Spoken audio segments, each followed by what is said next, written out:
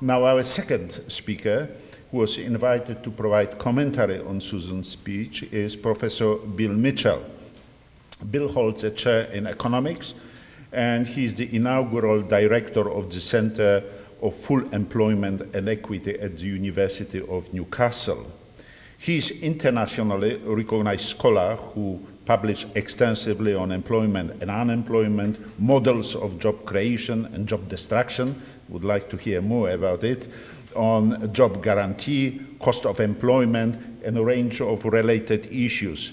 Bill is also well known for his work to promote use of budget deficits as a tool for economic productivity, and he argues for an economy that delivers equitable outcome for all. Could I also say that Professor Mitchell is an accomplished musician who plays guitar professionally at various bands, and if you are interested in listening to his music, go to Newcastle-based swing blues band called the Blues Box. Please welcome Professor Bill Mitchell.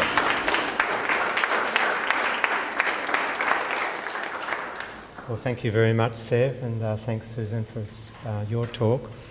I'm basically meant to be the discussant, and so how you interpret the role of a discussant is open to question. I'm going to take a lateral interpretation of my role and try to look at the problem from the opposite end of the age spectrum. Now, Suzanne introduced the two agendas that are usually brought to bear in discussions about discrimination. We have the human rights agenda, so you can run a rights agenda and define in various ways a set of activities and outcomes that define a set of human rights, and that there's a long history of that. And the United Nations, the International Labour Organisation, has embodied these things in charters and declarations that our government is signatory to, our federal government. And you can run the story that, lack of employment, lack of access to the distribution system, that is via earning wages, is a violation of human rights because it results in social exclusion, and you can't really have all of the other things unless you've got an income. And so you can mount a case for human rights. And I come from a very conservative profession. It's actually, a profession that bears a lot of disgrace at the moment. But my profession, in its conservativeness, is very quick, typically, to put down the human rights agenda as, bleeding heart social democrat liberals, and we've had enough of them. They sit in universities and pontificate, and we're not interested in a human rights agenda. The second agenda that Suzanne introduced, which my profession will more, by the way, I don't hold that first view. In that sense, I have a maverick view in terms of my profession. But the second agenda that Suzanne introduced, which my profession is more readily able to cope with, is the economic argument, the hardcore dollars and cents, good for business, good for the country, good for GDP argument against age discrimination. It costs business firms. If you're wasting X percent, increasingly large percentages of your productive population, you're foregoing massive amounts of income per day that is lost and foregone forever, and that's bad. And so my profession can embrace that agenda. And so I was very glad that Suzanne introduced the two agendas which really are important in a well-read society, a sophisticated society, to be able to embrace and to see where they all fit in. Now, in both of those narratives, the human rights and the economic narrative, both of them point in one direction, which has motivated my life's research as an academic, and that direction is full employment. And whether you have full employment can be justified in terms of a human rights agenda, but it also is obvious if you're running an economic agenda, because if you've got people that are willing to work and have the capacity to work and you're not deploying them in jobs, then you're losing national income and welfare and all the rest of it that flows from that. And so whichever agenda you want to run to justify the abandonment of age discrimination, then you're really, in my view, arguing for full employment. And full employment is about jobs. It's not about training and welfare provision. It's about the provision of jobs. And what we know when we have very strong labour market is that the capacity of individuals, business firms and others to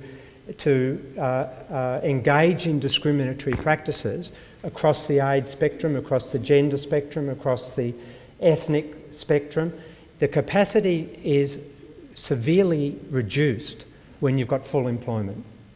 If you have constant unemployment like we have now and like we've had for 30 years, then the capacity of firms and individuals to engage in these puerile, discriminatory, prejudicial behaviour in the labour market is enhanced because there's more to choose from.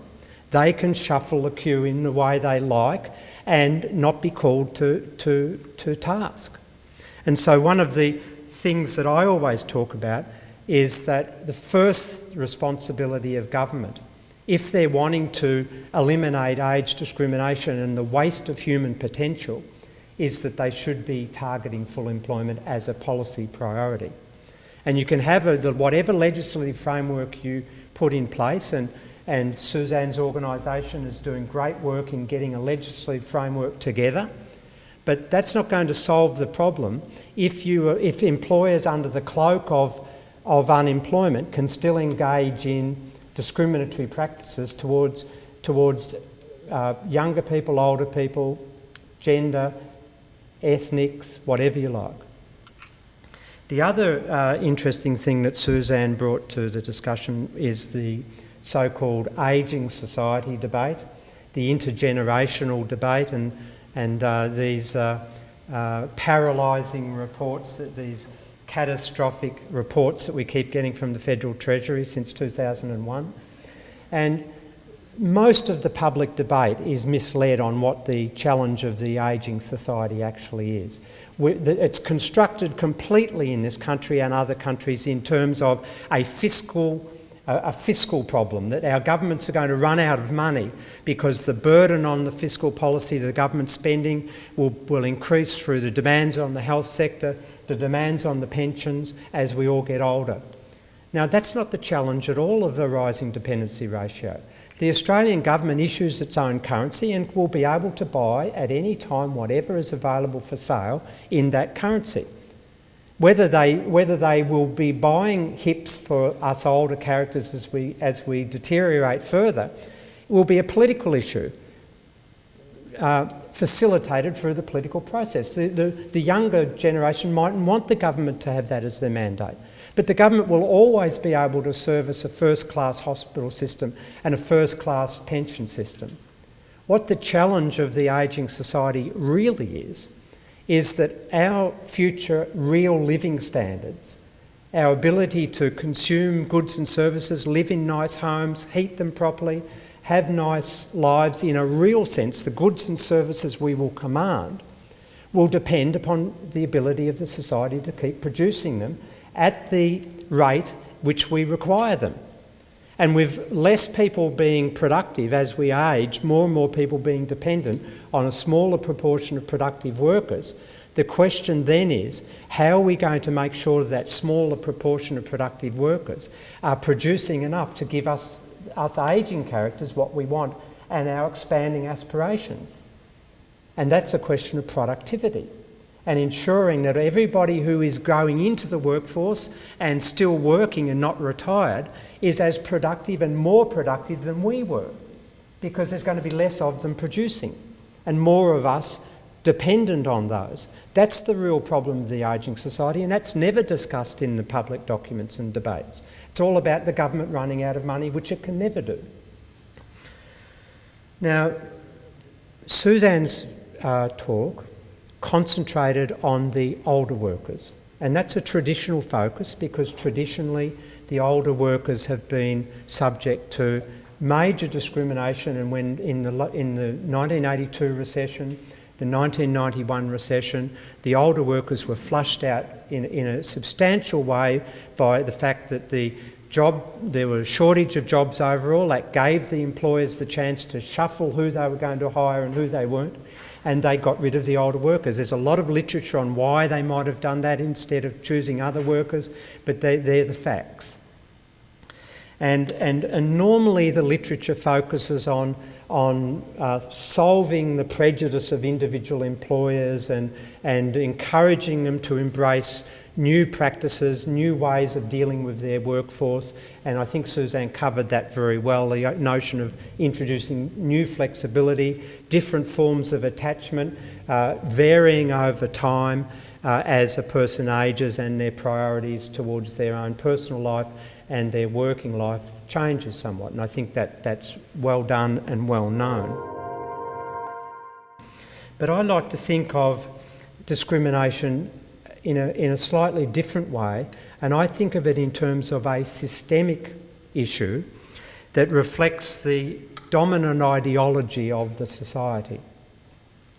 And what I mean by that is if a government deliberately adopts a position, a policy position, that deliberately creates an economy that fails to produce enough jobs to fully employ all of those people that want jobs, then that government is systematising discriminatory behaviours, because they know, the literature is very clear, that when there's not enough jobs in the society, there's going to be discrimination against certain personal characteristics, whether it's age or ethnicity or gender.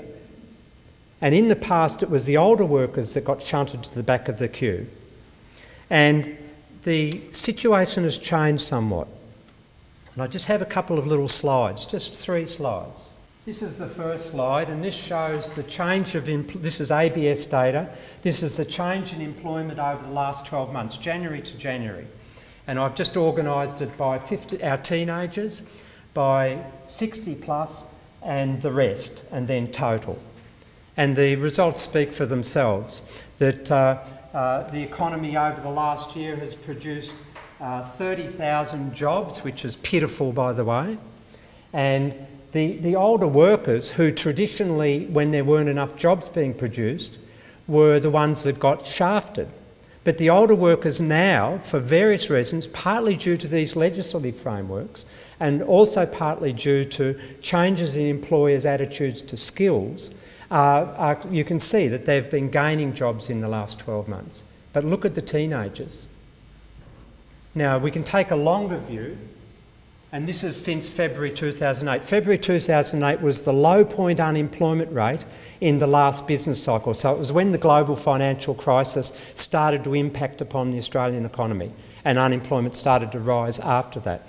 So since February 2008, there's been 566,000 jobs in net terms produced in the Australian economy. And again, you can see that the 60 plus age group has gained 224,000 of them, which is disproportionately more than their representation in the labour force.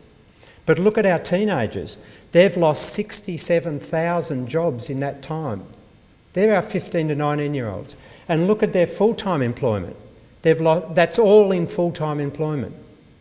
The starting point for their careers, their work, their attachment to the workforce, the gathering of their experience, and the setting them up for their life as productive workers, independent of welfare systems.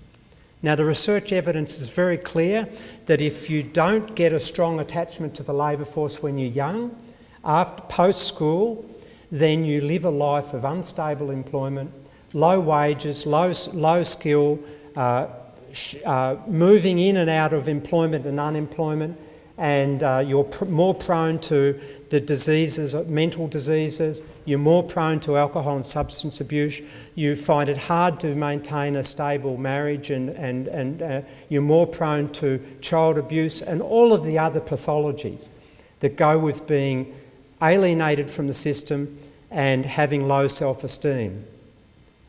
And if you go back to the ageing society debate, remember what I said, the challenge is that we need to have all of our workforce growing over time, more productive than in the past.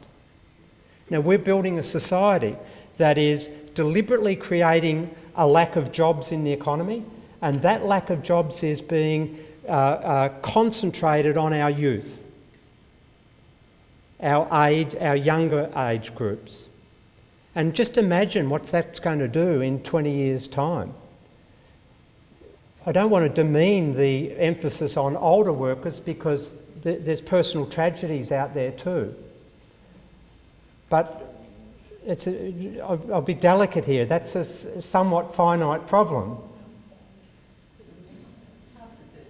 Yeah, but we've got our 15 to 19-year-olds who, by these age forecasts, are going to be our workers for the next 50 to 60 to 70 years. And we're deliberately shutting them out of all of the channels in which we know that workers gain experience, skills, productivity, networks, self-esteem, and all the rest of the things that we are going to require if we want a highly productive, targeted workforce to look after all of us older people, as we rely more and more on the diminishing workforce. So just to finish, we construct the ageing society debate as a fiscal problem, and the way we respond to that fiscal problem, which as I said was the wrong construction, we respond to that by this obsessive pursuit of budget surpluses. Oh, we've got to save up now for the future. Well, by doing that, we're really undermining our future because we're creating the conditions in the economy of persistent joblessness and exclusion of our future productive workers. The last couple of points, these are participation rates. So that's the number of working age people that are offering themselves for employment, and they might be unemployed and employed. And remember, to be classified as employed, you only have to work 1 hour a week. So the difference between unemployment and employment might be 1 hour. The lesson of the graph is that the top line's everybody. That's slightly down since February 2008. The older workers, the bottom and the red line, their participation rates are rising, which is a great thing because they're coming back into the workforce, and you saw that they're getting more jobs. And in a way, the legislative environment is working, and the employers are grasping flexibility and realising that you can't keep wasting. Look at the teenagers, their participation's falling. And so not only are they not getting jobs, but they're also leaving the labour force. And here's a couple of calculations to show you what that means. The participation rate since January 2008 has fallen by close to 7 percentage points. That's dramatic. How many workers does that mean among our teenagers? That's about 98,000 teenagers have dropped out of the labour force because there's not enough jobs for them.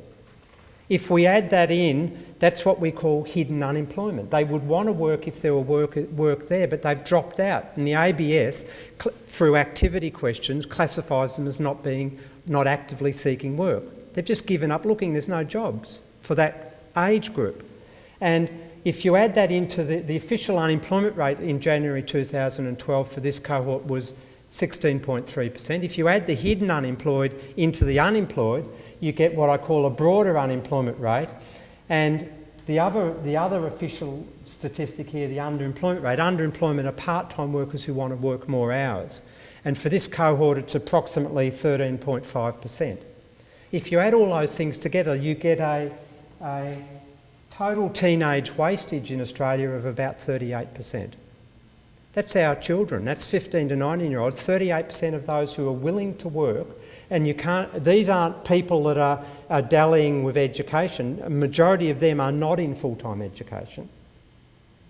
The majority of them. 38%. Now, you think about Spain and Greece and Portugal and all of these other failed societies that are killing their youth as well. We're up there with them, 38%. That's age discrimination, deliberately chosen by government because they refuse to set policies in a way that will produce sufficient work. So in the last thing I'll say is that what do we do about this? Well, we don't do, the government will tell you, the federal government says, we've got all these apprenticeship schemes, we're training them, we're taking care of them. My response to that is, no, they're not. The policy framework is a total failure for our 15 to 19-year-olds. What we need is, to solve this problem, you need to create work. And you need to target age groups and provide jobs for them if they can't find them in the market because there's not enough jobs. And so what I have called for many years is a youth guarantee, very similar to the way some of the Nordic countries do it because they're more sophisticated than us. And a youth guarantee would ensure that all youth, and I would extend it up to age 24, 15 to 24, all youth are either in full-time education, in a proper apprenticeship, not a burger flipping apprenticeship that's now the concept of an apprenticeship, but a proper skills development framework in an indentured scheme. Or if they're not in one of those two options, the government stands ready to give them a job, a proper job. And then the last point is, you can bring the two ends of the age spectrum together in that sort of framework. The older workers who are finding it difficult to get work have got all the experience. The youth have got finding it hard to get work, have got no experience. Bring them two together in paid work environments set up by our government. They're ultimately, under all these human rights charters, responsible. The Australian government says it's signed the declaration saying it would maintain jobs for all.